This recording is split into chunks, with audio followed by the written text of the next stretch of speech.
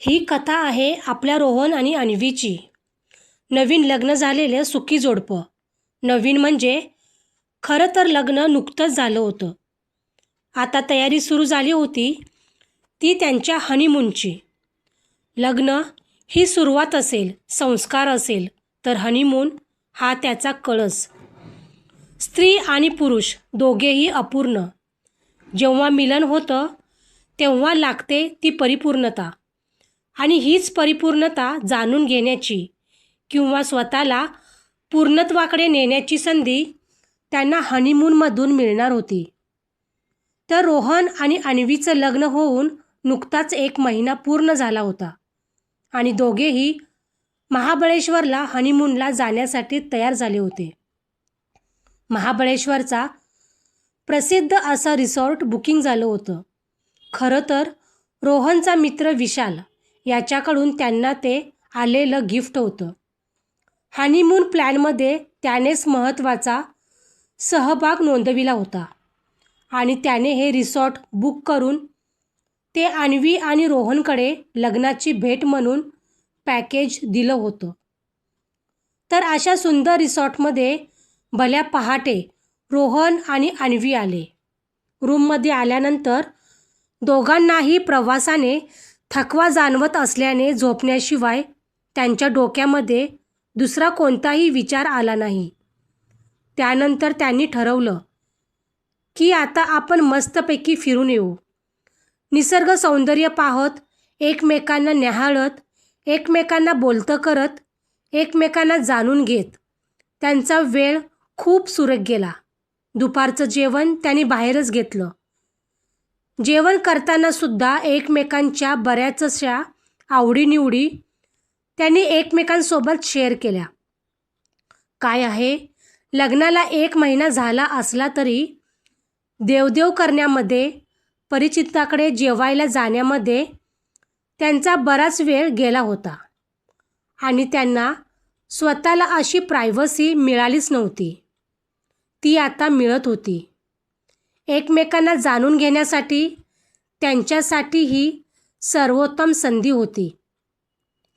पण खरं तर कितीही गप्पा मारल्या, कितीही एकमेकांना जाणून घेतलं तरी ते कमीच वाटत होतं. मात्र आता ओढ लागली होती ती समर्पणाची, समागमची. आपले स्वातंत्र्य, अस्तित्व विसरून एकमेकांमध्ये विरून जाण्याची. साधारणतः 7 वाजता म्हणजे दिवे लागणीच्या वेळेस ते हॉटेलमध्ये परत आले. फ्रेश झाले. नंतर जेवणासाठी हॉटेलच्या रेस्टॉरंटमध्ये आले. खरं मात्र त्यांचं लक्ष जेवणावर ते पुरेसं नव्हतंच. जेवण लवकरात लवकर करून थोडेसे भटकून दोघे रूमवरती परत आले आणि आता त्या गोष्टीची सुरुवात होणार होती ज्यासाठी ते हनीमूनला आले होते. एकमेकांना पुरेपूर जाणून घेण्याची सुरुवात. एकमेकांमध्ये पूर्णपणे विरून जाण्याची सुरुवात. हँडसम रोहन तर सुंदर अन्वी. जेव्हा आपण आपल्या जोडीदारावर मनापासून प्रेम करतो तेव्हा तो सुंदर असतोच हे ते दोघेही जाणत होते आणि त्यांचे एकमेकांवर नितांत प्रेम हे होतेच. तसंही प्रेम ठरवून होत नाही. लव्ह मॅरेज असो वा अरेंज मॅरेज, प्रेम हे निर्माण होतंच. रूममध्ये आल्यानंतर फ्रेश होण्यासाठी अन्वी बाथरूममध्ये गेली तर रोहन एक मासिक चाळत बसला होता. थोड्या वेळाने अन्वी बाथरूममधून बाहेर आली तो रोहन तिच्याकडे पाहतच राहिला. किती सुंदर दिसत होती ती. लाल रंगाचा आकर्षक नाईट गाऊन आणि तिची घायाल करणारी नजर. रोहन तर वेडाच झाला. त्याला कळून चुकले आपण दोघे कितीही अधीर झालो आहोत. लाल रंगाचा टी शर्ट आणि ट्रॅक पॅन्ट घातलेल्या रोहनने अन्वीला हळूच आपल्या बाहुपाशात घेतले.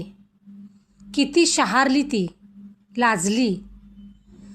लाजणे हा स्त्रीचा सगळ्यात सुंदर दागिना, असा दागिना जो स्त्रियांना शोभून दिसतो तर पुरुषांना घायाळ करतो. कितीतरी वेळ दोघेही असेच एकमेकांच्या मिठीत विसावले. एक वेगळीच अनुभूती दोघांनाही मिळत होती, एक वेगळीच भावना. प्रियसी आपल्या प्रियकराच्या बाहुपाशात येण्यासाठी तयारच असते. गरज असते ती प्रियकराने पुढाकार घेत, हळूवारपणे तिची मर्जी राखत तिला आपल्याजवळ घेण्याची, आपल्याशी करण्याची. आणि रोहनने देखील हेच केले. आपला हात आणि तिच्या डोक्यावरून फिरवत फिरवत रोहनने हलकेच तिच्या कपाळाचे चुंबन घेतले. कपाळावरील चुंबनानंतर रोहनने आपले ओठ अन्वीच्या ओठांकडे वळविले आणि तिच्या ओठांवर हलकेच रोहनने आपल्या ओठांचा स्पर्श करत तिचे चुंबन घेतले. ते एकमेकांचे चुंबन घेत राहिले कितीतरी वेळ. जिभेने जिभेला स्पर्श, हाताने एकमेकांच्या पाठीवरती हलकेच ओरबाडणे. हळूहळू थोडक्यात दोघांच्याही प्रणयक्रीडा भरारी घेत होत्या. आणि आता एका परीने प्रणयक्रीडेच्या मध्ये अडसर वाटत होता तो वस्त्रांचा, होय त्यांच्या कपड्यांचा.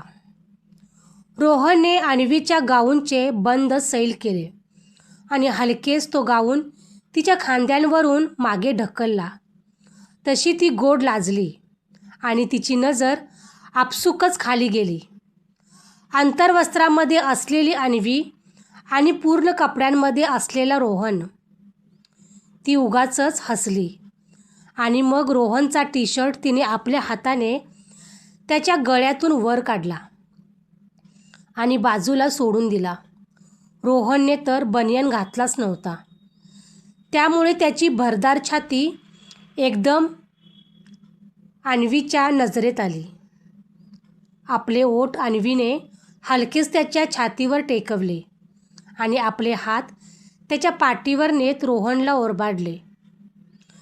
जिभेने छातीवर खेळत राहिलेल्या अन्वीला मध्येच थांबवत रोहनने हलकेच खाली पाहिले आपल्या ट्रॅक पॅन्टकडे. अन्वी लाजली. तिला कळून चुकले आपल्या नवऱ्याचा इशारा काय आहे ते, आणि तिने लाजत लाजत ट्रॅक पॅन्ट खाली ओढली. आता दोघेही एकमेकांसमोर फक्त अंतर्वस्त्रामध्ये होते. आता पुढे काय होणार याची नुसती चाहूलच नाही तर ओढ लागली. किती सुंदर दिसतेस तू, नकळत रोहन हे बोलून गेला. खरेच होते त्याचे. अन्वी होतीच सुंदर. तो तिच्याकडे पाहतच राहिला, तिच्या सौंदर्यात हरवला. त्याचे ओठ हलकेच तिच्या खांद्यावर टेकले. आपल्या जिभेने तिच्या हलकेच तिला कुरवाळत आपली जीभ तिच्या खांद्यावर, तिच्या मानेवर फिरवत त्याचा प्रणय रंगू लागला. अन्वी तर बेहोश होत होती, प्रणयात बेहोश. रोमांच अंगावरती निर्माण झालं होतं. सर्वांगात शहारे फुलत होते. जिभेने पल्लवीला चुंबत रोहनची बोटे तिच्या पाठीवर हुक्स काढण्यासाठी फिरू लागले आणि क्षणार्धात अन्वीचा तिच्या पायाभोवती विसावला. त्यासरशी अन्वीचे हात झाकण्यासाठी पुढे आले, पण रोहनने तेवढ्याच हुशारीने तिचे हात बाजूला घेतले. बरे, नाहीतर मग शेवटी अन्वीने आपला चेहरा लपवला. काय करणार, बिचारीला काही समजत नव्हते. छाती लपवावी की चेहरा. रोहन मात्र मिश्किल हसत होता. किती छळतोस रे तू, अन्वी लाडीकपणे बोलत होती. अर्थात हा प्रणय तिलाही हवाच होता. अन्वीला कसे खुश करायचे हे रोहन जाणून होता. आपला एक हात तिच्या केसांतून फिरवत रोहनने तिच्या जिभेने कुरवाळायला सुरुवात केली. बस ना आता प्लीज. अन्वीची लाडीक अर्जवे सुरूच होती. अन्वीच्या रोहनने आपला मुक्काम आता खाली वळविला. गुडघ्यांवरती बसून तिच्या बेंबीमध्ये जिभेने हलकीशी मसाज करण्याचा रोहनला तर अतीव सुख मिळतच होतं. पण अन्वीही रोमांचित होत होती. आणि इतक्यात अचानक अन्वी खाली कोसळली. क्षणभर काय झाले रोहनला कळलेच नाही.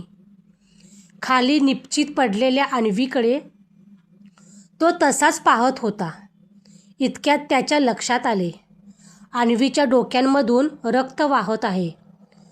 गोंधळलेल्या रोहनने अन्वीच्या डोक्याखाली हात घातला तर त्याच्या हातालाही रक्त लागले. त्याने घाबरतच अन्वीच्या छातीवरती आपले कान टेकवले. पण अन्वीचे ठोके तर कधीच बंद पडले होते. श्वास थांबला होता. काय झाले, कसे झाले रोहनला काहीच समजत नाही. मात्र त्याची लाडकी अन्वी त्याच्यासमोर निपचित पडली होती. अन्वी ओरडली का? किंचाळली कशी नाही? रोहन स्वतःलाच विचारित होता. गोंधळलेल्या रोहनने कसेबसे स्वतःला सावरले. अन्वीच्या अंगावरती मोठ्या कष्टाने कपडे चढविले आणि स्वतःही कपडे घातले. रूममधूनच रिसेप्शनला फोन लावला. प्लीज मॅनेजरला लवकर पाठवा. एवढेच बोलू शकला तो बिचारा. रिसेप्शनवरील मीराला कळले की काहीतरी घडले आहे. तिने मॅनेजर विजयला लगेच निरोप पाठवला. विजय हा देखील एक उमदा तरुण आणि स्वभावाने अतिशय मनमिळावू होता. परिस्थितीचे गांभीर्य लक्षात घेऊन मॅनेजर विजय लगेच रोहनच्या रूमवरती पोहोचला. काय घडले, कसे घडले हे थोडक्यात रोहनने विजयला सांगितले. विजयने रोहनचे सांत्वन केले आणि स्वतः पोलिसांना फोन लावला. आपल्या रिसॉर्टमध्ये एक मर्डर झाला आहे आणि त्यामुळे रिसॉर्टची बदनामी होऊ शकेल असला कोणताही विचार न करता विजयने इन्स्पेक्टर पाटील यांना फोन केला आणि फोनवरूनच माहिती दिली. इन्स्पेक्टर पाटील त्यांच्या टीमसोबत येईपर्यंत विजयने या गोष्टीचा सुगावा हॉटेलमधील इतर कोणालाही लागू दिला नाही. तसे करणे गरजेचेही होते. नाहीतर विनाकारण हॉटेलमध्ये गडबड गोंधळ निर्माण झाला असता. इन्स्पेक्टर पाटील रूमवरती पोहोचले. त्यांनी अन्वीच्या डेड बॉडीचे निरीक्षण केले आणि पुढील तपासणीसाठी डेड बॉडीला फॉरेन्सिक लॅबमध्ये पाठविण्याची व्यवस्था केली. त्यानंतर सर्वप्रथम त्यांनी रोहनची विचारपूस करीत त्याला लवकरात लवकर कोणाला तरी बोलावून घेण्यास सांगितले, जेणेकरून रोहन एकटा पडला नसता. त्याला धीर द्यायला, परिस्थिती सांभाळायला कोणीतरी हवेच होते. फॉरेन्सिक लॅबचा रिपोर्ट इन्स्पेक्टर पाटील यांच्या हातामध्ये आला.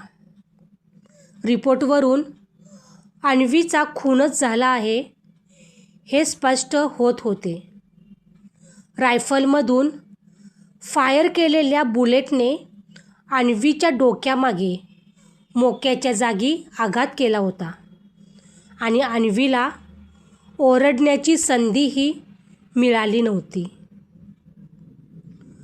परिस्थितीसमोर हतबल झालेला रोहन शेवटपर्यंत अन्वीला विसरू शकला नाही. तो तसाच आजन्म अविवाहित राहिला. अन्वीच्या ज्या ज्या काही होत्या त्या आठवणींसोबत. धन्यवाद. व्हिडिओ आवडला तर एक लाईक नक्की करा.